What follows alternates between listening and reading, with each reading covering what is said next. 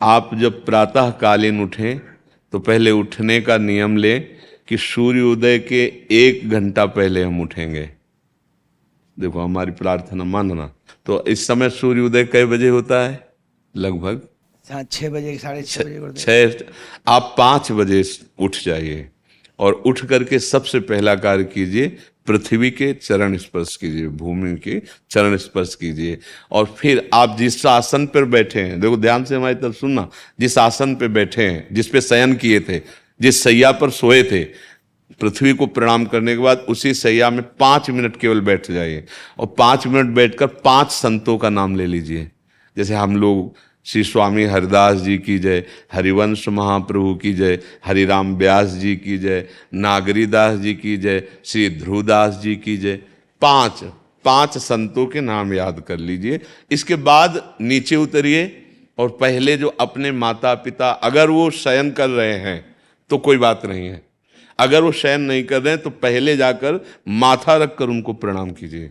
इसके बाद आधा लीटर या 1.25 लीटर जितना आप जल पी सकते हैं, उस जल को आप हल्का सा गर्म करवाइए अपने माता पिता से, जो भी आपकी सेवा में हो, या अगर आप स्वयं कर सकते हो तो स्वयं हल्का सा। अगर 500 ग्राम पी जाए तो और अच्छी बात है, और इससे ज्यादा पी जाए तो अच्छी बात है। वज्रासन में बैठना आता है? वज्रासन जानते हो आप लोग? देखो वज्रासन, वो देखो बैठ रहे हैं, ये दोनों पैरों को ऐसे करके इससे बैठकर जल पिया जाए। ये आपके ब्रह्मचर्य की रक्षा करेगा, कब्ज नहीं होने देगा और आपके मस्तिष्क की गर्मी को ठंडा करेगा। ऐसे वज्रासन में बैठकर धीरे धीरे 5 या 10 मिनट में जल पिया जाए, एकदम ना पिया जाए। गिलास में लेकर के 500 ग्राम जल धीरे धीरे उसको पिया जाए। फिर इसके बाद आपको 100-200 कदम टहलना है। फिर इसके बाद आप शौच जाइए। शौच, अगर आपका पेट साफ हो जाता है, अगर नहीं साफ होता है, कोई ऐसी परेशानी लगती है, तो 1 चम्मच ईसबगोल की भूसी और छोटी हर का आधा चम्मच अगर रात्रि में दूध से या पानी से ले ले तो वो बार बार शौच नहीं लगाएगा, पर आपकी आंतें साफ हो जाएंगी। शौच जाने के बाद स्नान करें और फिर तुरंत, अगर आपको व्यायाम आता है तो करे, नहीं तो सीधा सरल बात होती है, 20 बार बैठ जाए बैठक और 10 बार लेटने वाली दंड। और इसके बाद जो अनुलोम विलोम, जो इससे खींचे इसे छोड़ दे, इससे खींचे इसे छोड़ दे। इसके बाद दोनों हाथ ऐसे करके 7 बार ऐसे करे, सीधा खींचे और सीधा छोड़ दे। इतना ही तुम्हारे लिए प्राणायाम की आवश्यकता है। अब अपनी दिनचर्या में लग जा। जो पढ़ाई का कार्य दिया गया है, आगे तुम्हें और भजन की बात हम नहीं कह रहे, जो पढ़ाई का कार्य दिया गया है वो भगवान की ही पूजा है।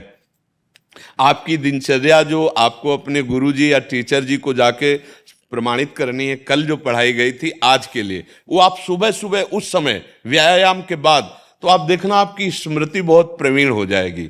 अच्छा, ये आपकी प्रातःकालीन दिनचर्या है। जब आप अपने गुरुदेव के पास स्कूल जाएं, तो हमें आजकल का तो अब पता नहीं, पर हम लोग जब जाते थे तो अपने गुरुजी को प्रणाम करते थे। तो जो स्कूल में आपको पढ़ाई पढ़ा रहे हैं वो तो बात है, अब आपको जो हम खास बात बताना चाहते हैं वो कि देखो अभी छोटे छोटे बच्चे हो, बच्चों में कुछ बच्चे ऐसे गंदे बच्चे होते हैं जिनके गंदी बातें दिमाग में आ जाती हैं और गंदी बातें वो करने लगते हैं आचरण में। आप लोग इतना तो जानते ही होंगे कि गंदी बातें किसे कहते हैं।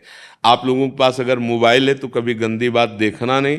कोई भी बच्चा अगर गंदी बात दिखाए तो अपने टीचर से या अपने माता पिता से जाके शिकायत करनी चाहिए, वो बहुत हानिकारक होती है। कभी कोई भी गंदी बात अपने द्वारा नहीं होनी चाहिए। अभी आप नवीन जीवन धारण किए हुए हैं, आप भगवान की प्राप्ति, देश की भक्ति और बहुत अच्छे अच्छे पदों में जा सकते हैं। अच्छे पवित्र आचरण और पवित्र संस्कार।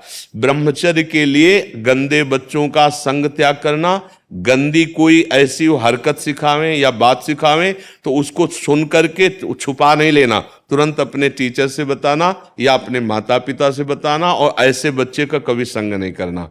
और रात्रि के सोते समय ये जरूर ध्यान देने वाली विशेष बात है। रात्रि के सोते समय जो भगवान का नाम प्रिय, जैसे इन लोगों ने आप लोगों को बताया राधा वल्लभ श्री, तो सोते समय बस प्रार्थना करो कि हे प्रभु आज दिन हमारा जो भी गलती हुई हो वो हमको आप प्रार्थना करते हैं कि आप हमें समझाओ क्या हमसे गलती हुई।